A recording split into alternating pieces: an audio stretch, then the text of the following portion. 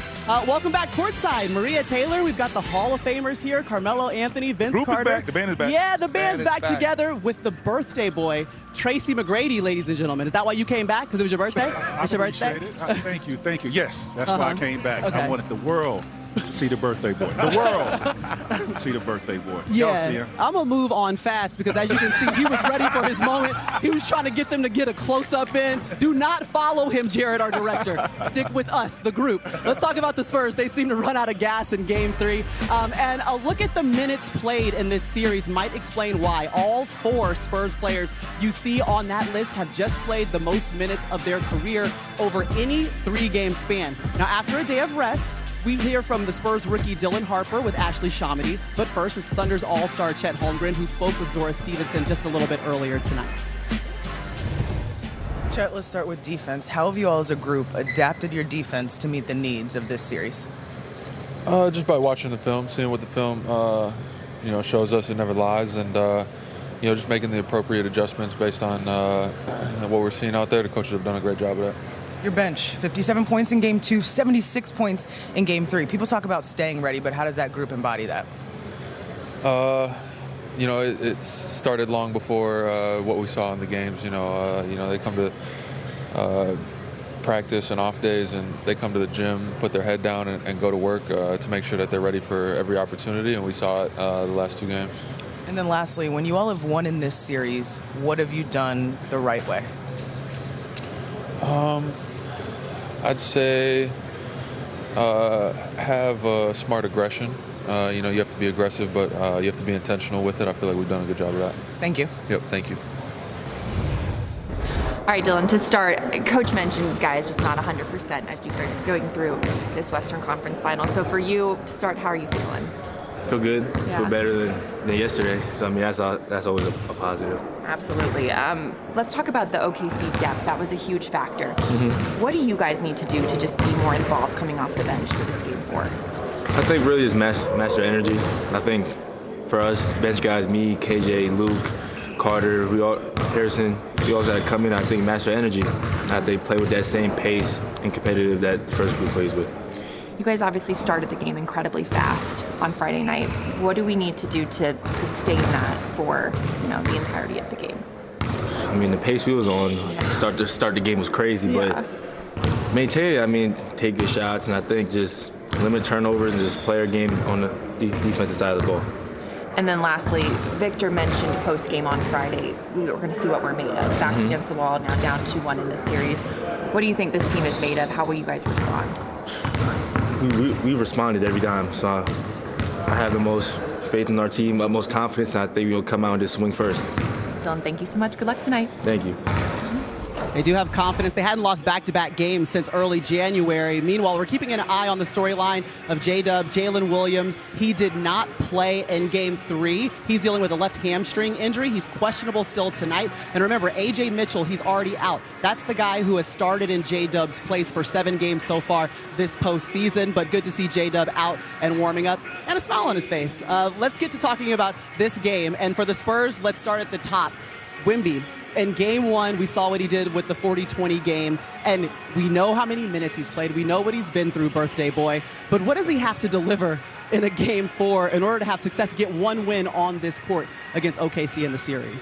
We need him to be a superstar.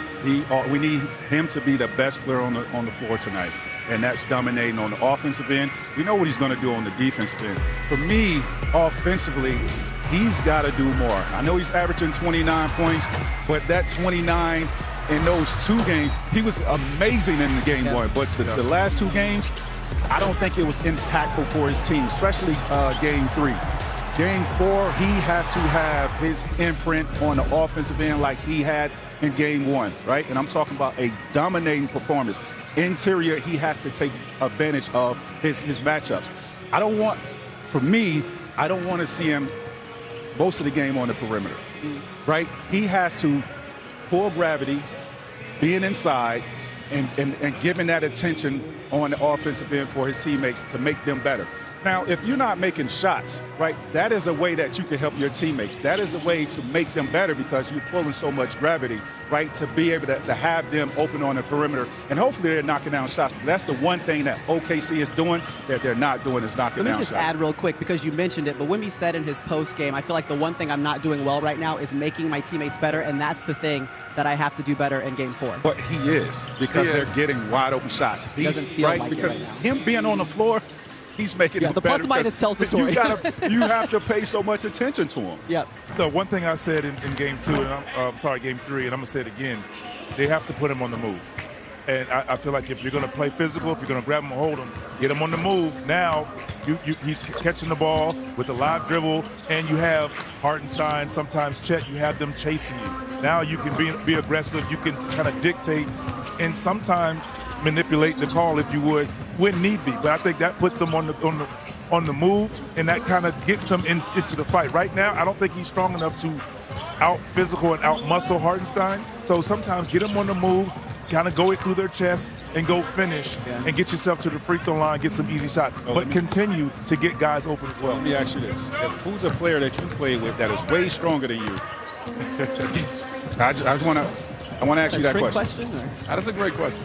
No. A few, Right. And you were able to hold your position and post up. different time. What you mean different time? I mean, he doesn't. Right now, I don't think he's the best post player. He doesn't post up well. He allows guys to. So what I'm saying is play in the post, but sometimes what about the cross screens back in the day? What about some of the Iverson cuts to the post to get him on the move? Now play in the post that way instead of just try to straight roll down there and sit and run. That's not working. It all comes back to the post. Correct. It I has agree. to be closer just to on the basket. move. Yes. I love listening to these two cousins when they go at it. We missed that. Again, I'm still a student of the game. For me, I just want Wemby to be able to make the adjustment. But he knows, Isaiah Hartenstein is on him. Move him around, get him on the perimeter, see if you can get away from him, create some space. And when he's out the game, you have to be dominant in the paint. You cannot let Caruso guard you down there in the paint one-on-one. You cannot let anybody on OKC guard you one-on-one in the paint. So it's really about having that duality of being able to get out there on the perimeter when you have bigs on you, but also when it's a mismatch, go down there and be dominant the way you were in game 1. Yeah, game 1 he had 26 points in the paint, and game 2 just 10, and in game 3 just 10. We'll see if that ticks back up here. Since we have Alex Caruso right now, that's the shot. Let's talk about the OKC bench. 76 points off of the bench, set a playoff franchise record, which was more than impressive. But that also starts to explain the on-off numbers of Wemby. It's because the second wave of OKC, they wear you down throughout the course of a game. Listen, if I would have asked you guys who was the third best player in this series, you definitely wouldn't have said Caruso. He's the third best player. You talk about the superstar. Second best scorer right now. Wemby. Yeah. No. I'm talking about overall in the series. I'm talking about overall, both teams. I agree. Right? You talking about the superstars, Shea and Wemby. This guy has been the third best player when you talk about the role players. I mean, I've been around this game for almost 30 years. I haven't seen a role player have this type of impact on a series. He's been phenomenal. Defensively, he's a disruptor. Offensively, and we talked about this when he was in the regular season, right? Their game plan is to leave the others open, right? Caruso, leave these guys open because Shea has so much attention on him. And they had a game in December where he was 2 for 12 on the three-point. Yeah. Well, that as a player, as a vet, you take that in stride and understand coming into this series how they're going to play you. And these are the shots that he was getting in that December game, that he's getting in this series, and he's knocking those shots down at a high clip, and San Antonio is paying for it. You want to know what that clip? It's that number 60%. 61%. Yes, it is. 14 for 23 from the three, and it went from, yes, here's one of the guys we're going to leave open if you make shots, so what, to no, we can't get to him. But Caruso is that veteran and that champion that knows how to play the game. He's going to find a way to be effective, but make the game easier for his superstar. And that's a scary combination, particularly when you're hitting shots. He's shooting 61 from 3, but he's shooting 61% from 2s as well. Absolutely. So he's not just settling for 3. He's also, hey, you're going to run me off the line? Fine. I'm going to get in the paint, and I'm not settling. I'm going to take the best shot for my team. So, yes, he's been Sometimes the second best player in this series as well. I agree. Yeah, he was plus 28 in Game 3, like you said, shooting at that 61%. And remember, in Game 1, he actually guarded Wemby the most. He had the most reps and time spent on Wemby having to defend. Game 1? Yeah, Game 1. And what happened? And then Isaiah Hartenstein came. No, what happened in Game 1? Wemby had 40-20. This is what I'm trying to say. That's not what we're talking about. Okay? Hey, listen. We're all 26. 2026, we're joining you right now. Not 26 years old, though. Yeah, right. Speaking of 2026, how about your 2026 Kia All-NBA team? Let's go! We're going to give out some more awards. We love to do that on NBA Showtime. I've got the envelopes here. I think a few of them are playing tonight. You think so? I do. Okay, we're going to start with the first team. And you might need to teach Mel. See, Mel tried to open up last game. He had to put the mic down. He did. Teach him you got something. it. I'll teach him. She got nails. She got nails. Okay, you guys ready? Because I always rocks the new. Let's start with our two-time MVP, Shai Gilgeous-Alexander. Obviously. Yes. Obviously, Shai, Shai's a back-to-back MVP. Don't have a chance to be back-to-back champion. He got better from last season. What he's been doing, his display, and what he's been putting out there on the court this season for the past 2 years, this was a no-brainer for him. Yeah, it's his fourth straight first-team selection. More than impressive for Shai, and we're seeing him do everything that needs to be done here to help his team, hoping to tie up the series here tonight on San Antonio's floor. Next up, it's going to be the Joker. Please step on up. Of course the Joker. I mean, before this guy got hurt, he was in the running for MVP. I mean, just a phenomenal basketball player, plays the right way, 6-time NBA, all first team. I mean, what can't he do on the offensive end? This guy is just phenomenal to watch. Came up short this year, but I'm sure Joker's going to be back next year. Yeah, sixth first all-team selection for sure. Led the league in rebounds and assists and triple-doubles, because that's obviously just what he does on a daily basis. Wemby, Victor Wembanyama, getting his first ever first-team selection. I mean, he's a man on a mission that has said he's going to take over this league. He said he wanted that MVP trophy. He said he wanted to win 60 games. He said he was going to play hard in the All-Star game, and if you don't like it, well, then get out of my way, because he's going to go out there and do it. This guy is on a mission to be that guy. We're going to see Wemby in first team for a very long time, and we're going to be seeing Wemby MVP for a very long time to go with it. Yeah, 100%. We're just seeing the start of what's going to be Wemby's storied career, so congratulations to him. Let's get to the scoring champ, Luka Doncic, joining the first team now. I mean, what Luka was able to do, and he was hurt towards the end of the season, so we're getting a chance to see Luka close the season out, but Luka is the guy, man. 6-time All-NBA first team.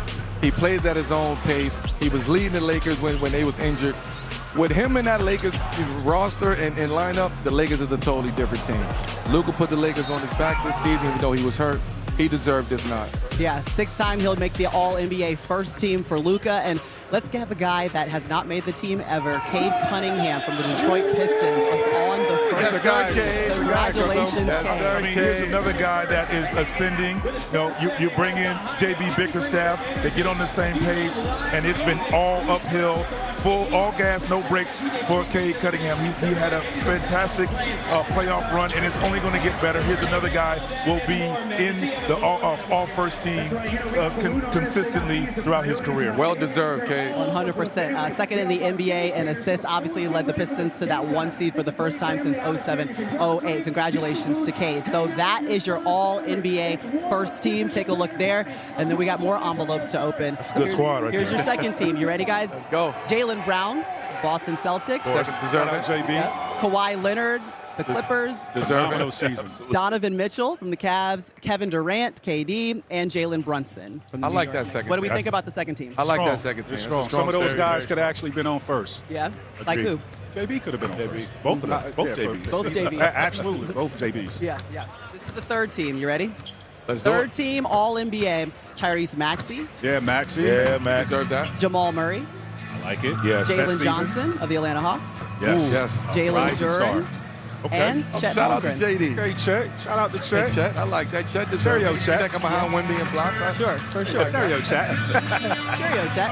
And an all-star. So there we go again. We had a chance to hand out some more awards. Congratulations to all the players that had success this season. Yes. It's so much fun to be able to celebrate these guys, because I know, what did it mean the first time that you guys were able to make an All-NBA team? For me, I felt like I was one of the guys now. I felt like that I belonged, and all the hard work really paid off. So that was motivation to keep on going and be better. Yeah, it's nothing like being a part of that top 15 guys as considered the best in the league that year. Yes, your goal is to be first team, but making an all-NBA team is a huge accomplishment, regardless of how your season played out. Like, what you did for your season is recognized, and they should be proud of themselves. And you're talking about 15 out of 450 players in this league. So to make one of those teams, to me, I felt like I was here. Like I made it. I'm established. And it also gave me confidence to go in that offseason to get better, too. True. All right. Well, let's get to some of the guys that were on this team, and they actually had an opportunity to play yesterday as we go to the Eastern Conference Finals. Let's go. So the series did shift, okay? So it did make its way to Cleveland. So Taylor Swift, Travis Kelce came out. He's from Cleveland Heights, okay? So he brought Tay-Tay out to see if they had some luck here. Donovan Mitchell, 23 points, 4 assists. Struggled from 3, though, in this one.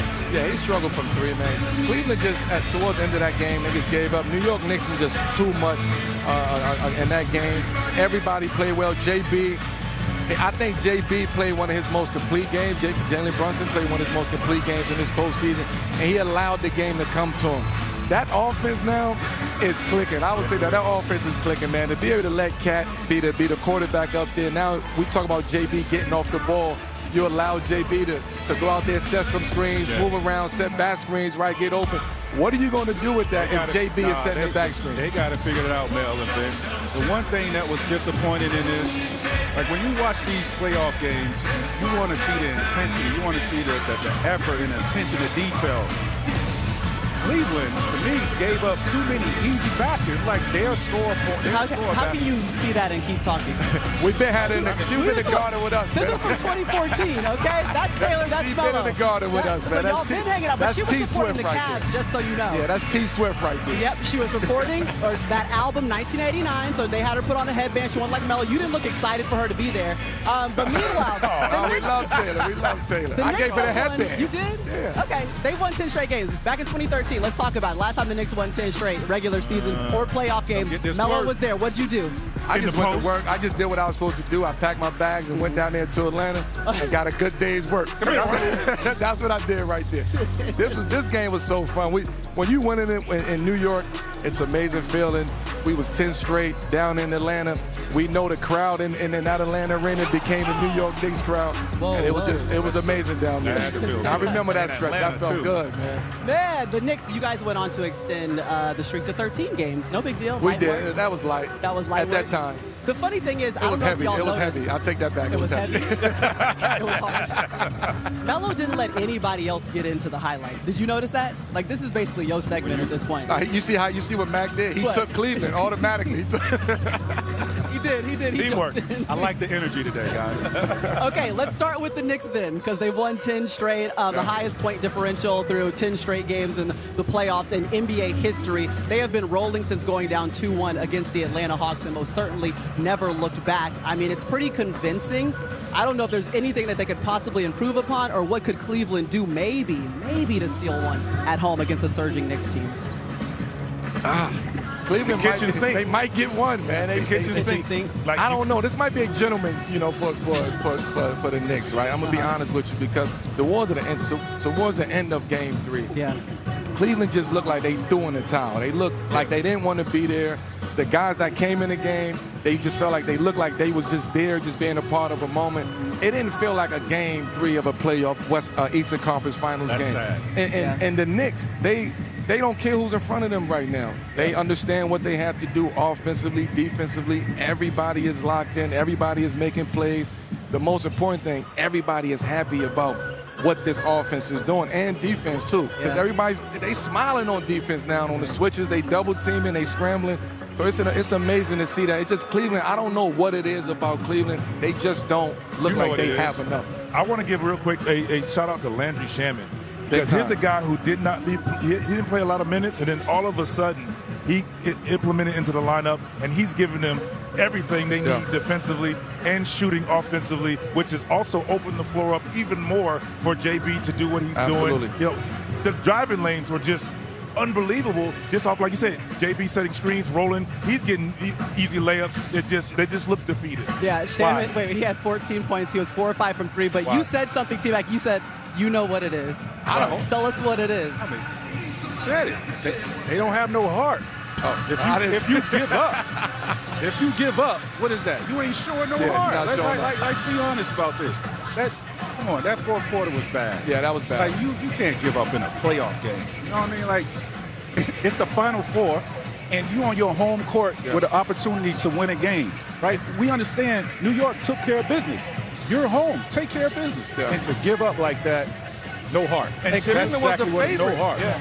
Cleveland was the favorite coming into this series. And typically when you're getting beat like that, for Cleveland, you're working on something for Game 4. It just looked like that, like you said, they were just trying to get the game over with, as opposed to let's try to work on something to take into Game 4 to get ourselves a win. All right. I was just going to say, the birthday boy holding no punches today. No. You almost made Vince go warm up. He left the desk. I don't know what was going to happen. I don't know where. 3 seasons in the NBA. And for the first time, we get to take a look at him in the postseason. This is a pivotal Game 4 for the Spurs. They'll need everything they can get out of that young man right there, leading his team in scoring, rebounds, and blocks so far this season. And the Spurs have outscored the Thunder with Wemby on the floor, but they've gotten crushed during the non-Wemby minutes. Outscored by 38 points in 29 minutes without him. When Wemby is off, the Thunder are shooting over 62% from the field. You see it there, a 20% difference depending on whether or not Victor Wembanyama is on the court. So obviously he shoulders a big load. Maria Taylor, the Hall of Famer, still here. Jamal Crawford joining us. Thank you so much for making your way over. Ghetto Hall of Famer. The Ghetto Hall of Famer. No, you're like the lifetime. No, you can't leave her out, man. You can't leave her out, man. I told them not to let you on our show. I thought you were just making a point. Mello. Thank you, Mello. His arms aren't long enough to reach me. All right, so let's get into the storyline we brought you here for. You trained with Wemby in 2024. Tell me about that experience and what you guys were working on to continue to make him better. For me, we were working on some of my games, some of their games. We were watching film of these guys at night and then doing my stuff in the morning. So he's just so focused. Everything about him, a lot of people can learn stuff, very few can learn and then go apply it. And that's what he did.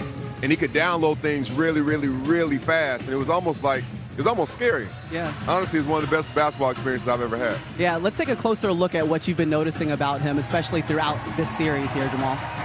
For me, every time he's closer to the rim, he dominates. Mm-hmm. Right now, he's gotten further away from the rim. You can start to play different ways is how you end it. Right here, if you see it's a double screen. Reverse Spain action. If you watch it, he gets downhill. Castle has a 2-on-1 right now. He can lay past that.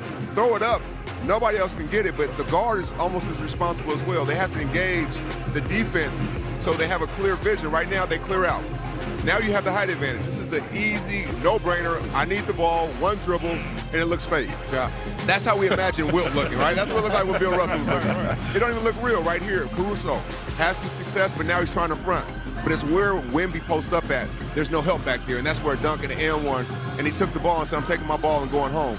And then if you watch right here, it's always about how you can get those 3-on-1s, 3-on-2s, that 2-on-1 to engage the weak side. The low man's not there because he's scared to leave a shooter, but now you're leaving Wemby to dunk. So the more he's there and closer there, the more successful the Spurs will be. But see, that's what we were talking about earlier. Yeah. That movement right there is collapsing the shell to open up for his teammates. It's just they made the adjustments now. It's putting Hartenstein on him so he can't. So they have a big on it instead of the smalls. So they got to find a way to really get him involved around that basket, even with Hartenstein on it. And that's setting those Iverson's cuts, get him on the move to get him in that paint because that's where he dominates. And even in the pick and roll, like we see here, when he's rolling, 9 times out of 10, it is a guard that is the help guy. If he catches, if he sits in the paint, like you say, he doesn't need a dribble. Just go up and finish, get fouled. And he needs to roll with force. Yeah, absolutely. He has to trigger something. I took it. My bad. No. I'm about to agree with you because I was just about to say I would love to see Wemby start gaining his spot early on. Yes. When you come across that paint, start sealing in the middle of the paint. Push that and when they push you at the block where you're comfortable, where you want to be. I want to see him dominate the paint today. We've seen he can do this in Game 1. I want to see him dominate this paint. And sometimes, even with a big on you, I want to see you go down there and dominate the paint. Today, I'm going to agree with T-Mac. Wemby has to be, I'm going to use the transcendent today as a player. He has to be the best player for 48 minutes on this game tonight. I love to see him getting the rebound, pushing the pace a little bit. Now Hartenstein has to guard in space while he's coming downhill or coming at him with speed and pace. Let's see how they do that. You get early fouls on him because we know bigs typically play with their hands. And when he starts dominating in there, that's when we start making all the GOAT comparisons and what's going to be. He has to go back down there and open up everything else. Okay, so after having 2 games of less than what he would like to do or a performance that he doesn't love, how do you think he responds? You spent time around him, so you know the way that he thinks the game and processes everything that's happening. I'll say this story to y'all because y'all family. I'm not going to say the player. Okay. When we were training, I put him on the phone with a player, and he was like, oh, man, he was really excited about it, getting the future with him. And he was like, but you know what? I got to beat him first. And when he said that, I'm like, oh, he has a different type of desire. He has a different type of focus. I know that. So I know for him, it's burning him, and this game can't start fast enough. Yeah. We keep saying we know who the player is. You understand? This dude here. Something else. Great story. Can I say happy birthday to him, You though? can. Absolutely. I got this dude's jersey on my wall present day. Like, for real. This is one of my favorite players ever. Okay. Well, we appreciate you stopping by, Jamal. Let me get that down. Get it down. My arms got long. It's the only way you're going to be able to come back, okay? For real. That's Jamal Crawford. You'll hear him during the game. He'll be with Mike Tirico and Reggie Miller. It's been a great call this entire series. All right, let's take a look at Melo's star player parlay on DraftKings Sportsbook. Melo, let's get a win. Let's get a win. We're going to get a win today. I'm confident today. Today we got 3 legs tonight. You know, you give me Caruso, scored 10-plus points. The man's been averaging 21 a game in this series, scored 15 or more in all 3. He's not stopping. You give me Julian Champagnie for 2 threes. Spurs leading threes, made this postseason 38% from 3. He's the one Spurs stretching the floor with Wemby drawing attention on the inside tonight. And lock Chet in for 7.5 rebounds. With J-Dub still day-to-day, well, obviously J-Dub is out today. Chet's going to eat on the glass. Plus 276. Listen, that's the play. This is Melo's parlay today, and you guys will be glad that I made this today. Okay. This is my parlay. So for the first time this postseason, for the first time, Anthony San Antonio on their home floor at the Frost Bank Center. Now listen, OKC, they have not lost on the road so far this postseason, but the Spurs, they've never lost 3 games in a row so far, so they are looking to get their lick back, and they need to do it tonight to even up this series. Welcome back courtside. Maria Tay, the Hall of Famer, still here. We add in another one, Reggie Miller joining us right now. Another one. Another one, and another one, and another one. No, you the one. Do I dare? Okay. All gave you innings. Yeah, it's a big deal. It's a big deal. Listen, okay, so technically we took Reggie off the bench to come over here and talk to us. So let's get to the OKC bench and what we've been able to see them do. 76 points we saw in Game 3. That's spearheaded from Alex Caruso. He's been more than impressive so far for OKC this series. Look, we've all played on teams where guys did absolutely everything to contribute to winning. Look at the winning plays here by Caruso. Here's the switch on 7-4 Wemby, right? So not only does he have to keep him off the glass if the shot was to go up, but it's a loose ball. First to the floor, comes over with a turnover, off to the races. Here, the touch pass. The Spurs are going to come double-team SGA. Caruso already knows where J. Will is. Touch pass for a wide-open 3. Contribute to winning plays. Here is a missed shot by McCain. A little tip to Casey Wallace leads to another Williams 3. It's all these little plays. This is what I love right here. Here's the high screen and roll. Look at all that space to Caruso's right. Let me get into the vision of SGA to get this wide open 3, right? And it's not only points with Caruso, though it's been a bonus in this series.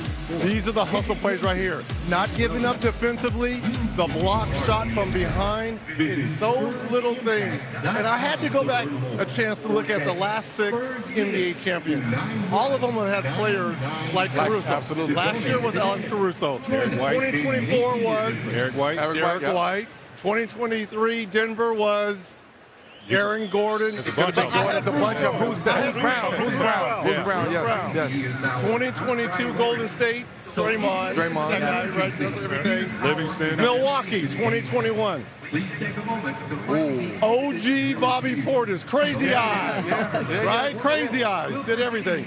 And 2020, when the Lakers won in the bubble, we go back to Alex Caruso. Need him. Yes. And You need those players for winning. And he's not the only one. Remember Jared McCain coming off the bench and what he was able to do? It seems as though the depth that keeps showing up for OKC, and they haven't gone as deep as they possibly could into that bench, Mello. Not at all. You talking about depth with this is not a luxury of having a deep bench. This has been built over time. Like and to your point, they have two guys that haven't even been playing. One hadn't played at all. Wiggins and Isaiah Joe probably played a couple minutes this series. They can go deeper into their bench, which is phenomenal. I'm waiting to see what move that OKC and Coach Dago makes for this game, because those are a couple names that we haven't heard of, we haven't seen in this series, only a little bit with Isaiah Joe. But those two guys that come in here and change and continue to push this series to 3-1 if they are allowed some playing time today. So that bench that OKC have, the depth of theirs, it's no luxury, man. This is something that Sam Presti has been building and have the vision of what a real team should look like. Reggie, I've always talked about a pet peeve of mine of coaches. They don't utilize their bench during the season. Then you get in situations in the playoffs where you look down that bench because you need to play a guy with a foul trouble, injury, thrown out, whatever the case, and you don't feel comfortable. That is not the case with OKC or San Antonio. They've utilized their bench all season long to where when they get into a playoff situation, I feel comfortable putting my second unit out there and play and win games. And that's what has happened with these guys. I mean, we didn't even mention Cason Wallace, who has been fantastic. Shooting the ball, but his defense.